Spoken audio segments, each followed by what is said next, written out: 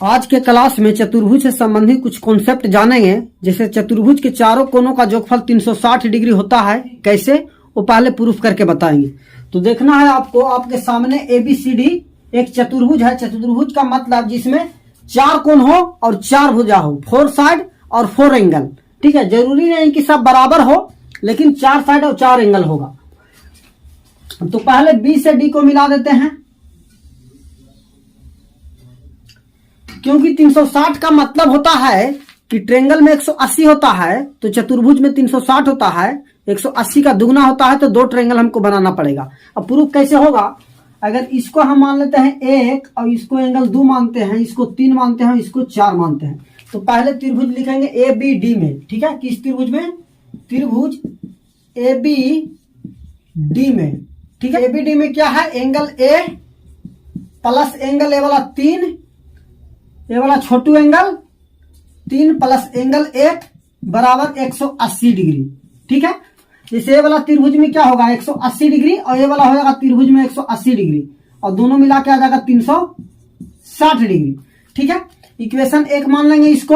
अब त्रिभुज लिखेंगे BCD में। ये वाला एंगल C है, तो यहां से एंगल C और प्लस यहां से एंगल 4 और प्लस यहां से एंगल 2 मिला के 180 डिग्री। इक्वेशन आप मान सकते हैं भी। अब सबको क्या करना है? जोड़ देना है बोस। तो यहां से जोड़ेंगे तो आ जाएगा A, यहां से जोड़ेंगे तो C। अब देखिए 3 और 4, ये 3 और 4 मिलके क्या लिख सकते हैं? इसको D लिख सकते हैं, D। और यहां से 1 और 2, इसको क्या लिख सकते हैं? 1 और 2 मिलके B है। इधर 360, 180, 180, 360 डिग्री। तो यहां आ गया A plus B plus C plus D बराबर 360 डिग्री। यानी त्रिभुज का दुगना 360 डिग्री चतुर्भुज में होता है। 2 ट्रायंगल बनता है। त्रिभुज का तीनों एंगल का सम 180 डिग्री होता है, वो हम प्रूफ कर चुके हैं, तो उसको जाके आप वीडियो वहां से देख सकते हैं। कुछ मिनट में इसको हम बता दे रहे हैं। त्रिभुज के तीनों कोनों का योगफल 180 डिग्री कैसे होता है। तो देखें, हम प्रूफ कर रहे हैं। BC के समांतर एक लाइन खींच दिया। ये दोनों लाइन क्या है? पैरेलल है, समांतर लाइन है। ठीक है, और एक कॉन्सेप्ट है कि जब 2 समांतर लाइन को कोई भी एक रेखा काटती है, तो ये वाला एंगल थीटा, ये वाला भी थीटा बराबर होता है अल्टरनेट से। ये वाला B है, तो ये वाला भी B आ जाएगा, क्योंकि ट्रांसवर्सल है। ये वाला C है, तो ये वाला C आ जाएगा। एंगल A है, तो ये वाला एंगल A है। हम बताएं कि सीधी रेखा का मान 180 डिग्री होता है, यानी A plus B plus C यहाँ पे है, तो angle A plus angle B plus angle C का मान क्या आ जाएगा? 180 डिग्री, क्योंकि स्ट्रेट लाइन है, इसका मान 180 डिग्री होगा। और त्रिभुज में भी ABC आ रहा है, स्ट्रेट लाइन में भी ABC आ रहा है, इसका मतलब ये वाला का मान 180 डिग्री होगा। यहां से प्रूफ होता है बेस्ट कॉन्सेप्ट के साथ। दिया गया फिगर एक चतुर्भुज ABCD बना है। चतुर्भुज का चारों एक्सटीरियर एंगल का मान पूछा है, एंगल A, B, C और D। तो पहले तो आपको हम बता दें कि चतुर्भुज के चारों इंटीरियर एंगल का सम 360 डिग्री होता है, और उतना ही चारों एक्सटीरियर एंगल का सम भी 360 डिग्री होता है। चतुर्भुज एक ऐसा पॉलीगन है जिसका interior angle is equal to exterior angle होगा। इंटीरियर एंगल का सम 360 होता है, तो एक्सटीरियर एंगल का सम 360 होता है। आता कहां से है वो हम प्रूव कर दे रहे हैं। 360 डिग्री यहां से यहां A से C को अगर हम मिला देते हैं बोस, इसको मान लेते हैं 1 और इसको 2, इसको 3 और इसको 4। ठीक है, तो A वाला D जो है त्रिभुज ADC, त्रिभुज ADC का एक्सटीरियर एंगल है, तो हम D बराबर लिखेंगे 1 प्लस 2। उसी प्रकार B त्रिभुज ACB में B बराबर हम लिखेंगे इंटीरियर एंगल 3 और 4 के सम के बराबर होगा, तो 3 प्लस 4। ठीक है, अब इसको इससे हम मिला देंगे। इसको किससे मिला देंगे? इससे मिला देंगे। ठीक है, इसको मान 3 4, तो इसको 5 6 7 और 8। अब A को हम लिखेंगे, A को तो एंगल 7 और एंगल 5 के सम के बराबर होगा। एंगल A बराबर 5 प्लस 7। उसी प्रकार एंगल C बराबर हम लिखेंगे, ये वाला एंगल C वाला एक्सटीरियर एंगल है, 6 और 8 के सम के बराबर होगा, 6 प्लस 8। अब LHS और RHS को हम ऐड करेंगे, तो यहां से आ जाएगा A plus B plus C और प्लस D के बराबर। अब देखिए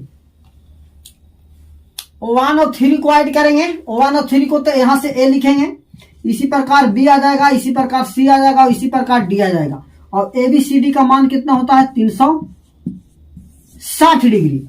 ठीक है, त्रिभुज में 360 डिग्री ABCD का मान होता है। जब इस प्रकार बनता है ABCD, यहां से इसको अगर हम मिला देते हैं, त्रिभुज ABC 180 डिग्री और त्रिभुज ADC 180 डिग्री, दोनों मिलकर आता है 360 डिग्री।